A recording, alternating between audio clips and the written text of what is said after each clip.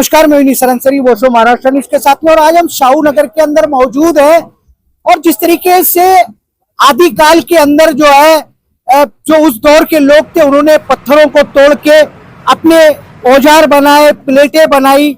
उसके बाद जब मानव काल आया तो उसके अंदर मिट्टी के बर्तन, मिट्टी के चमचे, मिट्टी की तेगे, हर चीज मिट्टी की हुआ करती थी। तो मूर्तियां भी मिट्टी की होती थी। लेकिन आज मैं देख रहा हूं कि यहाँ पर जो है पर्यावरण पूरक श्री गणेश जी की जो मूर्ति है टिश्यू पेपर से बनाई गई है, कागज से बनाई गई है। आज कागज की प्लेट है, कागज का गिलास है और कागज की मूर्ति है।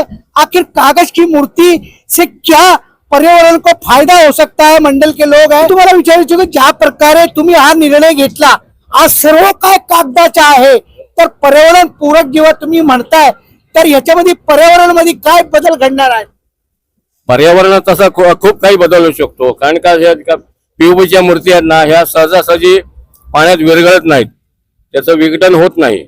म्हणून हे महानगरपालिकेने सगळ्यांनी हे केलेलं आहे की अशा मूर्ती, शाडूच्या मूर्ती किंवा कागदाच्या मूर्ती व्हाव्यात, जेणेकरून त्यांचं विघटन त्वरित व्हावं आणि पर्यावरणाची हानी होणार नाही।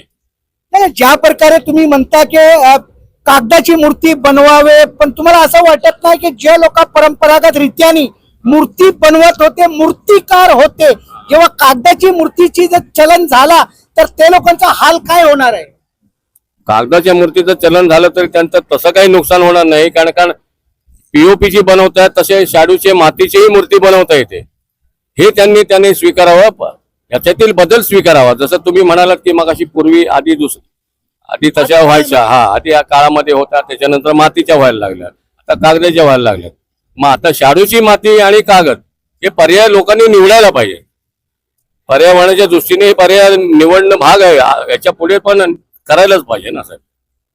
बहुत अच्छी बात कही है कि प्रकृति का नियम है कि प्रकृति जब बदलती है तो सारी चीजें बदलती है। शकील भाई यहाँ पर है। शकील भाई, जिस तरह से काका ने बताया कि कागज की मूर्ति, कागज की प्लेट और सब कुछ कागज का, मुझे ऐसा लगता है कि आने वाले दिनों की टेक्नोलॉजी में कहीं ऐसा ना हो कि इंसान भी कागज का हो जाए, तो क्या कहोगे? अंसारी साहब, देखिए अभी आने वाले दिनों में पहले इंसान 100 साल जिया करता था, 150 साल जिया करता था, 200 साल जिया करता था, लेकिन आज आप देख लीजिए इंसान की आयु घट गई है।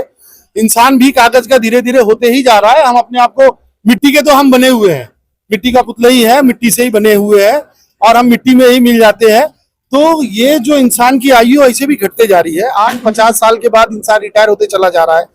जो प्रदूषण के लिए आपने कहा, महानगर पालिका की तरफ से भी यही हुआ, सरकार की तरफ से भी यही हमेशा कहा गया कि प्रदूषण कम हो, कितना प्रदूषण कम हो। तो ये कागज की आपने कहा कि ये जो कारीगर है इनका क्या होगा? मैं तो मूर्ति देख के अंदाज नहीं लगा पा रहा हूँ कि ये कागज की है कि वो पीओपी की है। और पहले जो आपने कहा कि पत्थर को तराश के मूर्ति बनाई जाती थी, उसके बाद पीओपी आ गई, और आज इसमें आप मुझे बताइए अंसारी साहब, ये मूर्ति देखने के बाद आपको लगता है कि ये मूर्ति कागज की है कि पीओपी की है? आप बताइए मुझे। कारीगरी सेम है, कारीगर भी सेम है, थोड़ा सा मटेरियल में फर्क है। और सबसे अच्छी बात है कि बप्पा की मूर्ति, हमारे मंडल के लोगों का कहना है कि 15 से 20 मिनट में पूरी बप्पा की मूर्ति हमारे सामने विसर्जन हो जाती है। हमको बहुत संतुष्टि मिलती है कि हमारे बप्पा की मूर्ति हमारे सामने पूरी तरह विसर्जित हो गई। जिस तरीके से शकील भाई ने जो बात कही है कि हर चीज कागज की हो गई है, समय बदल रहा है, दौर बदल रहा है, टेक्नोलॉजी बदल रही है और आज इंसान की जो आयु है वो भी कागज की तरह ही हो गई। साहेब, मी तुम्हाला एक विचारू इच्छितो की ज्या प्रकारे कागदाची मूर्तीचं निर्माण केला गेला आणि आताची जे टेक्नॉलॉजी आहे, आता तर सॉफ्टवेअर मध्ये एक आलेला आहे की तुम्ही ज्या बनवायचे ते बनवा। काय नाही वाटत की या येणाऱ्या काळामध्ये कागदाची मूर्ती पण जाणार, फक्त त्याचा फोटो स्टेजवर दिसणार आहे, असे नाही पर्यावरण? नाही, असं काही हे नाही। हा प्रश्न याचा नाही, आपल्याला पर्यावरण पूरकसाठी आहे। आणि शिवाय मंडळांना सुद्धा आपलं एक वेगळं समाधान मिळते की आमची जी मूर्ती आहे त्याची कोणतीही विटंबना दुसऱ्या दिवशी इतर जगासमोर न येता आमच्या डोळ्यासमोर ती मूर्ती व्यवस्थित पूर्णपणे वितळलेली आहे आणि एक वेगळं समाधान असते यामध्ये। हे तर प्रत्येक मंडळाने या गोष्टीप्रमाणेच खरं म्हणजे चालणं गरजेचं आहे। स्वतः शासनाने सुद्धा सांगितलेलं आहे, कारण की अगोदर जे तुम्ही म्हणतात खूप अगोदर मातीच्या मूर्त्या होत्या, पण त्यावेळेला तेवढी लोकसंख्या नव्हती। लोकसंख्या पण आता एवढी वाढते आहे, त्यामुळे समुद्रामध्ये त्या पद्धतीने त्यांना वेगवेगळ्या गोष्टी टाकून त्याचं भेसळ होते, समुद्राच्या माशांवरती त्याचा परिणाम होतोय, त्या माशांचं आपण ग्रहण करतोय, कित्येक गोष्टी त्या गोष्टीला कनेक्टेड आहेत. तर या गोष्टींपासून जर का आपल्याला दूर राहायचं असेल आणि कोणतीही भेसळयुक्त कोणती गोष्ट झाली नाही पाहिजे, तर त्यासाठी एकमेव हा जो पर्याय शासनाने स्वतः त्याला हे केलेला आहे, तर तो सर्वात बेस्ट आहे असं माझं तरी मत.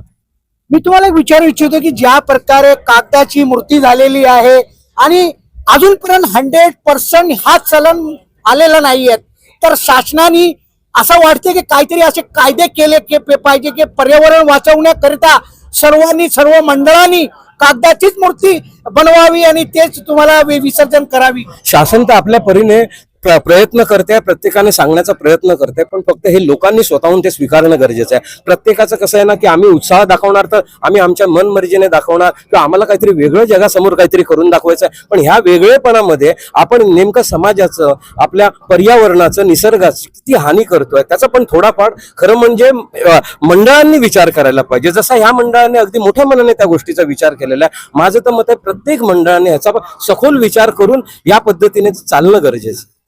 चलिए, हर रात के बाद सवेरा है और जिस तरीके से आज के मॉडर्न युग के अंदर टेक्नोलॉजी की परिवर्तन हो रहा है और आज हम देख रहे हैं कि पत्थर से चलते चलते मिट्टी तक पहुंचे और मिट्टी से आज कागज तक पहुंचे हैं. आने वाले दिनों में पर्यावरण को बचाने के लिए, लोक संख्या को बचाने के लिए, अपने जीवन की हानि को बचाने के लिए किस तरीके से हम बदलाव लाएंगे वो तो हमारे ऊपर निर्भर करता है. आने वाले दिनों में और क्या क्या बदलेगा उस पर भी हम चर्चा करते रहेंगे. आपने आज के कॉन्सेप्ट को लेकर के और मूर्ति कागज के टिश्यू पेपर की उसको लेकर के वॉइस ऑफ महाराष्ट्र से चर्चा की, उसके लिए थैंक्स और धन्यवाद.